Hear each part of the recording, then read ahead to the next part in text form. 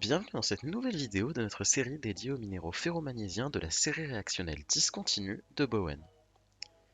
Lors du refroidissement d'un magma, ce sont les éléments les plus compatibles avec la phase solide, tels que le fer et le magnésium, qui cristalliseront les premiers, permettant la formation des minéraux les plus riches en ces deux éléments, tels l'olivine et le pyroxène.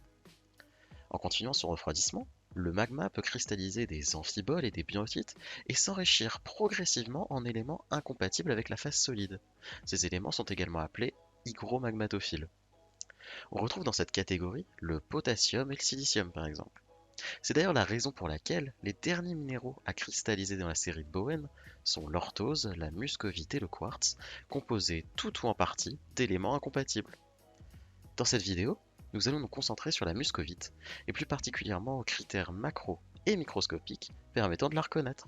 À l'échelle macroscopique d'abord, la muscovite fait partie de la famille des micas. Ces minéraux à l'œil nu sont brillants, et dans le cas de la muscovite, elles sont blanches et argentées. C'est pourquoi elles sont souvent appelées mica blancs. En plus de son éclat et de sa couleur, il est possible à l'aide d'une loupe de reconnaître une muscovite à sa forme. Comme vous pouvez le voir à l'écran, ce minéral est agencé en tablettes, le plus souvent hexagonales. Ces structures tabulaires forment une famille de plans de clivage, c'est-à-dire des plans parallèles entre eux, ici entre les différentes tablettes, suivant lesquels le minéral pourra se fendre facilement. Dans le cas de la muscovite, et des micas en général, on parle de clivage parallèle à couche. Passons à présent à l'échelle microscopique.